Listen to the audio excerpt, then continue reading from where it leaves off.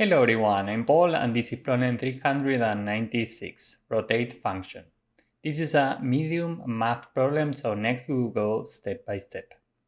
We are given an integer array nums, so let's say that we are given this. And we need to return the maximum value of a rotation function that we are given here. So first we call the function with 0 rotations, then with 1, and so on up to n minus 1. So if we're given this, here n is equal to 4 because we have 4 elements, and we need to call this function 4 times. And here it says that we need to rotate elements in clockwise direction. So if we do one rotation, we can move this 6 to the start. So we get something like this. So if we do 0 rotations, we get the same order, 4, 3, choose 6. If we do one rotation, we get 6, 4, 3, 2. If we do 2 rotations, we get choose 6, 4, 3. And if we do 3 rotations, we get 3, choose 6, 4. Now the result of each call is given by each index times its corresponding value. So we go through indices 0, 1, and so on up to the last index. This means that, for example, here, the result of this call is given by 4 times 0, which is 0, plus 3 times 1, which is 3, plus 2 times 2, which is 4, plus 6 times 3, which is 18. The result here is 25. The result of this call is given by 6 times 0 plus 4 times 1 plus 3 times 2 plus 3 times 2. The result is 12, 16. Here the result is 2 times 0 plus 6 times 1 plus 8 plus 9. This is equal to 23. And the result of this call is 26. Now we need to get the maximum value of every call. So the maximum value here is 26. This is the result. This is the most important part here. So let's say that we replace k with 0. What if we use 0 rotations? Well, we could say that f0 is equal to this index, meaning 0, times the corresponding value, nums at 0, plus index 1 times the corresponding value, which is nums at 1, plus the same for every other index up to the last index, which is n minus 1, times the corresponding value at n minus 1. Okay, so this is basically the same, but we are using 0 rotations. Now, what happens if we use 1 rotation? Now we are saying that we move this number to the front, so we have something like this. Previously, we were multiplying nums at 0 by index 0 because this was index 0. But now here we have a 6, so this is index 1, this is index 0, and this is index 2, this is index 3. So we can say that f1 is equal to index 1 now times this value, nums at 0, because this now corresponds to index 1, plus, and here we can take 2 times nums at 1, because as you can see here, nums at 1 corresponds to index 2 now, plus the same for every other index, and here, regarding the last value, we have an edge case. We have to multiply this by 0, so we should do 0 times nums at n minus 1. Now let's see what's happening here. How do we go from 0 rotations to 1 rotation? First here we were doing 0 times this value, and now we are doing 1 times this value. So if we look at this part, we are just adding nums at 0. We are adding a 4. If we look at this part, before we were doing 1 times this value, now we are doing 2 times this value. So the difference here is just nums at 1. The difference is 3.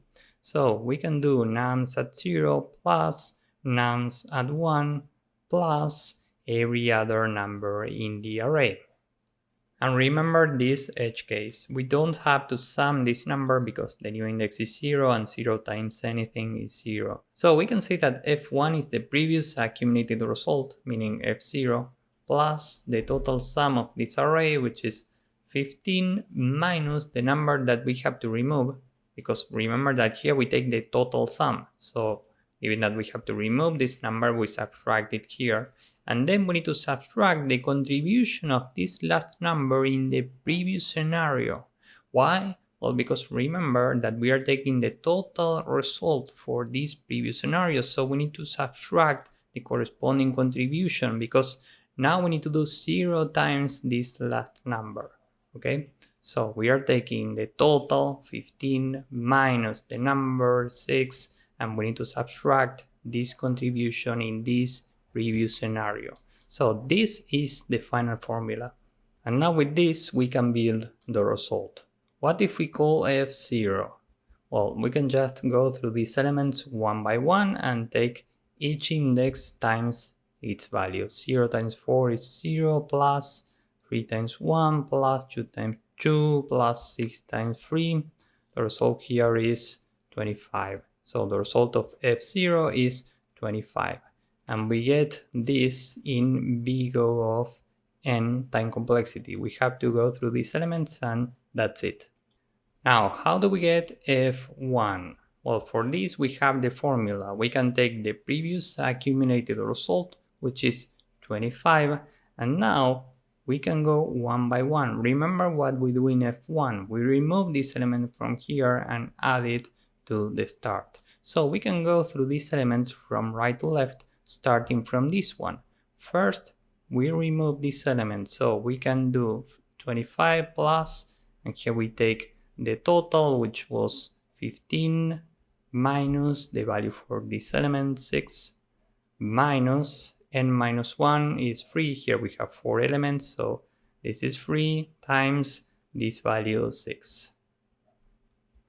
This is equal to 16, so here we put 16.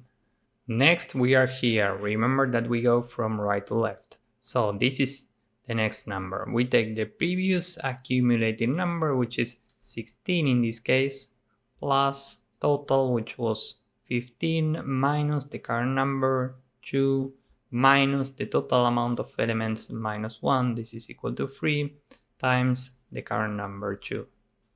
This is equal to 23, so the result of 2 rotations is 23. And just to be clear, this means that if we have this scenario, the result is 23. Next we are here, and if we do the same, after this rotation, the result is 26. The maximum possible result among these 4 is 26, so we return this.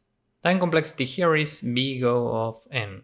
Why? Well, remember that we need to get the total sum, which requires big O of n, and then we have to try n rotations. This rotation requires big O of n, and every other rotation runs in big O of 1. Why? Well, because we are using dynamic programming. We take the previous accumulated result and add the corresponding contribution for every step. So this is overall big O of n, and space complexity is big O of 1. Now, with this in mind, let's see how to code this up. First, we can say that n is the length of nums, previous is 0 initially, and total is the sum of nums. And now we can say for every index in range n, every time previous plus equal nums I times the corresponding index. And we can say that the result up to this moment is equal to previous. And just to be clear, here we have f0, okay?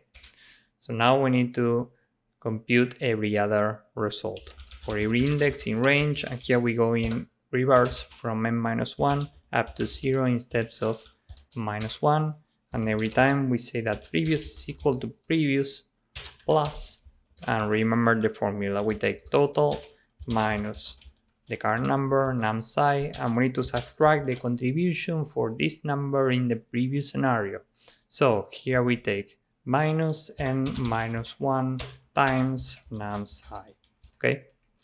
And every time the result is the maximum between what we already have in the result and previous. And finally, we can return result. So this is the entire code. Let's submit this and see if it works. As you can see, this works and it's very efficient. So if you found this useful, please drop a like, subscribe, and see you in the next one. Bye bye.